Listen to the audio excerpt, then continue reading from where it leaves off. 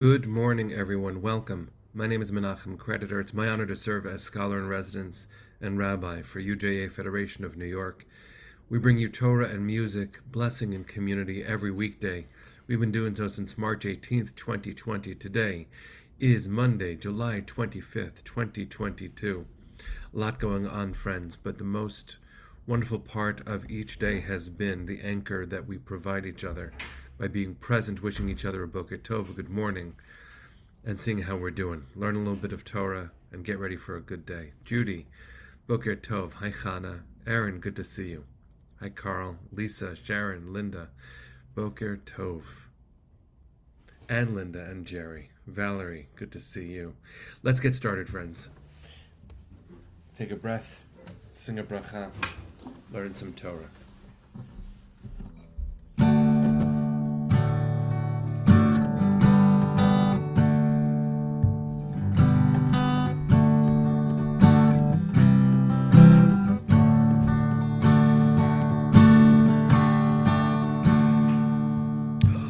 Debbie, you're 60 today. Happy birthday. That is the right way to interrupt an almost bracha to make it a fuller bracha. Happy birthday, Debbie. Today's Torah is for you.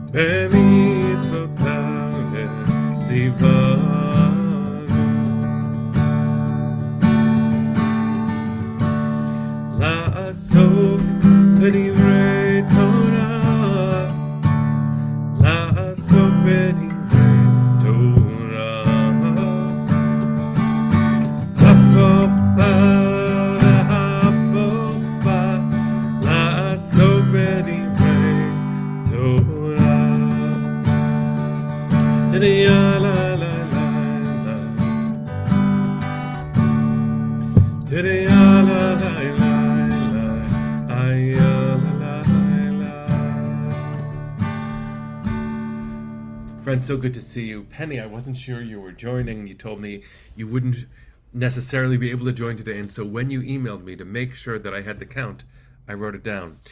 We are on broadcast 595. Penny, thank you as always for keeping us exactly on count. And Debbie, good morning and happy birthday.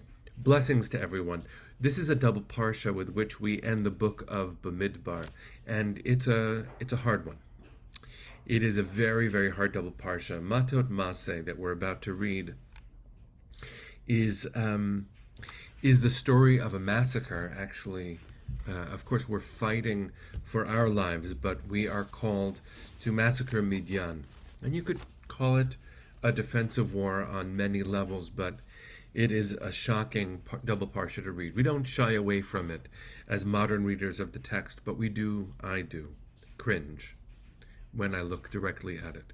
So let's be clear about our open eyes and our courage when we face text that is troubling on at least some explicit levels.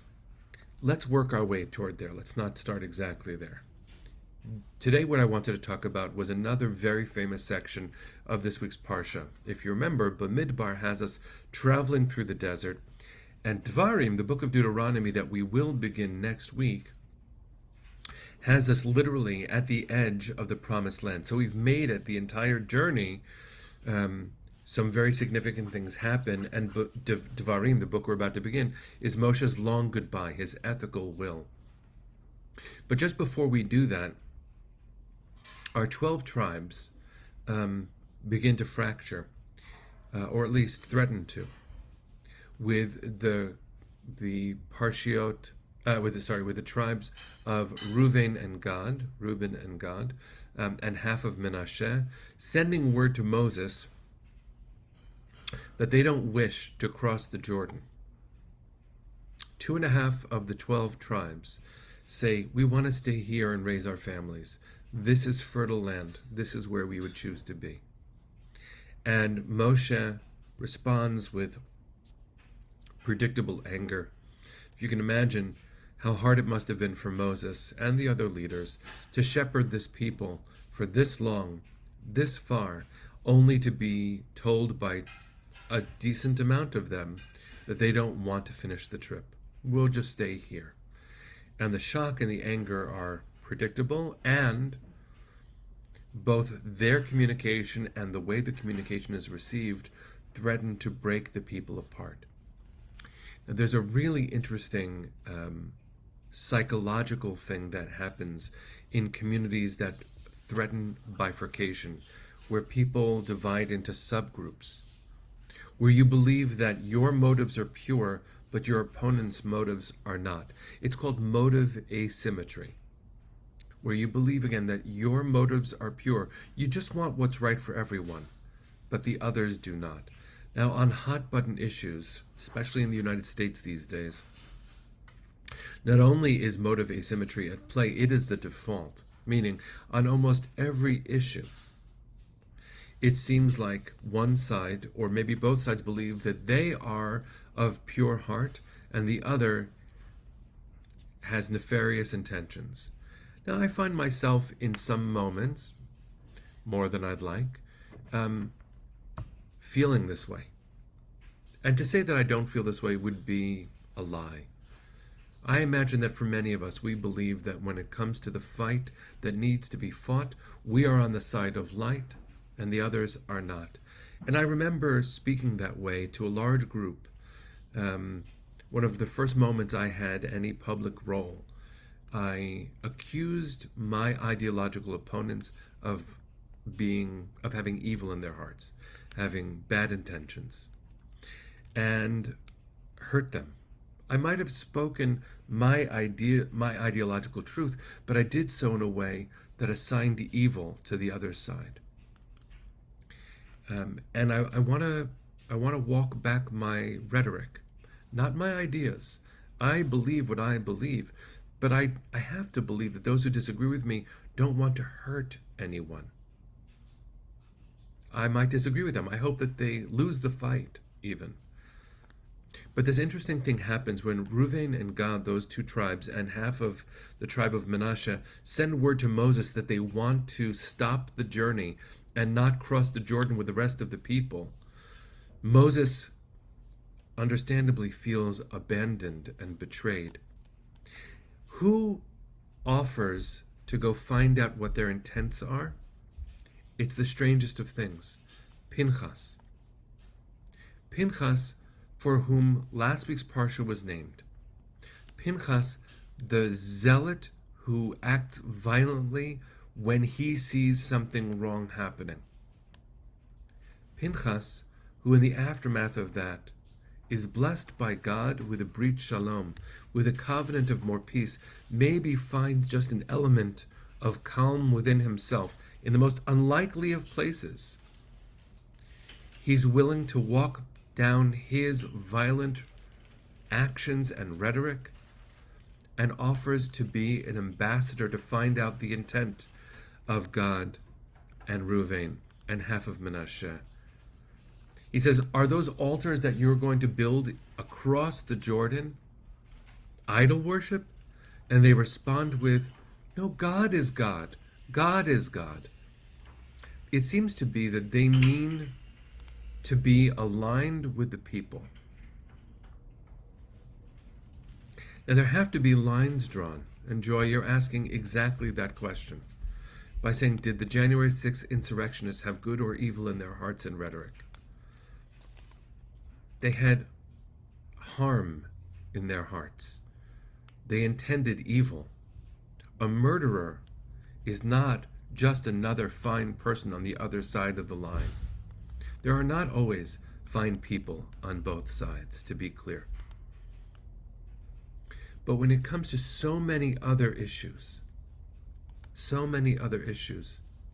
it's important to draw that line.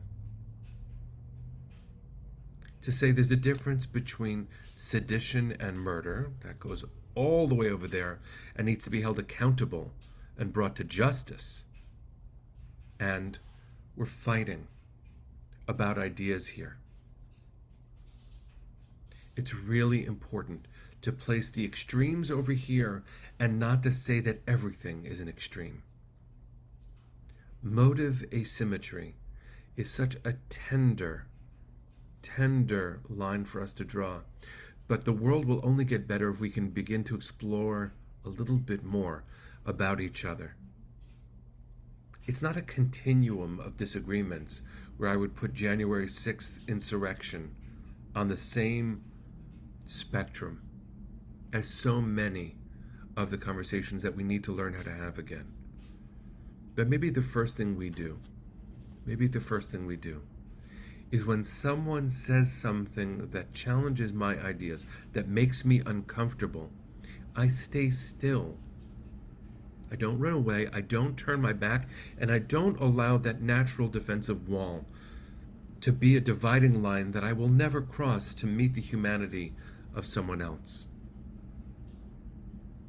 Cantor Risa, exactly what keeps on coming to my mind is when synagogue communities fracture. That happens all the time. How many times do our communities fall apart, both shul and also civic society? Chaos theory is the idea that things happen in small patterns and they resemble the patterns that happen in the biggest frames. What a gift it would be for us to understand that the differences between our ideas do not mean that the other side means evil. It's a very hard thing to do. In the time of the Torah, it took the strangest of peacemakers who had a history of violence to change things, to make them better, to inspire curiosity, which is not something that, given last week's Parsha or the Parsha before, we ever would have assumed Pinchas would have wanted to do. But the fact that he ends up being the ambassador for peace that realigns our people and brings us back together means that maybe we could foster, nurture, cultivate some curiosity one more time. And if we are disappointed this time when we act curiously, maybe we can try again and again and again. There's a difference between those who actually mean evil. And I would align the January 6th insurrectionists in that category. And those who disagree fiercely, I should hesitate and think long and hard before aligning everyone I disagree with into that category, because they don't belong there. Loving your neighbor as yourself is not a command when it's easy. It's a command when it is difficult. And woe to us if we're willing to lose all our neighbors.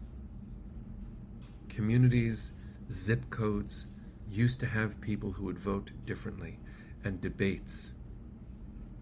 We used to debate. We have to learn how to disagree again. We have to want neighbors with whom we'll disagree, because out of the richness of disagreement, in Jewish traditional language, when you have two verses, two teachings that oppose each other, ktuvim machshishim ze et ze. We say this actually in daily davening and daily prayer. Two verses that disagree, sometimes you need a katuv hashlishi shemachriya benehem, a third verse, a third teaching that can delineate, that can help. Friends, this is so needed in our society. Peace, listening, curiosity, because otherwise we'll lose 2.5 tribes at a time.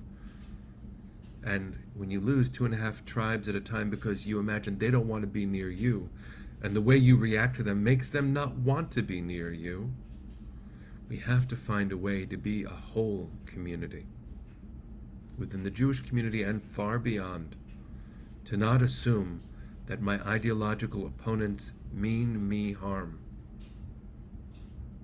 Not quite sure that there's a written roadmap for this. But I think we learn from this week's Parsha and from the strange model of Pinchas that curiosity is a whole lot better. To exhaust curiosity is a great method for finding peace. That doesn't mean we'll always find it, because sometimes things are on the extreme. But that is an extreme, and we can't be willing to go there quickly. May we be blessed to do everything in our power to love our neighbors, and maybe find ourselves loved too.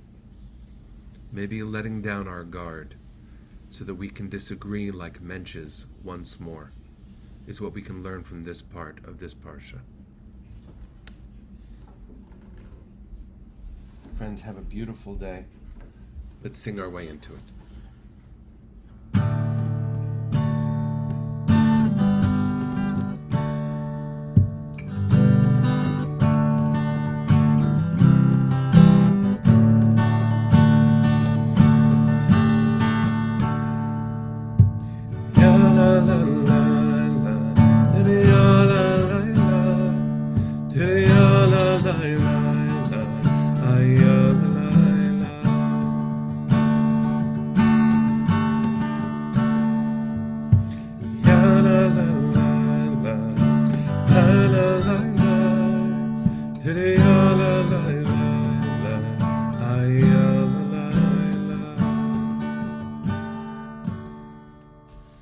Bless you, friends.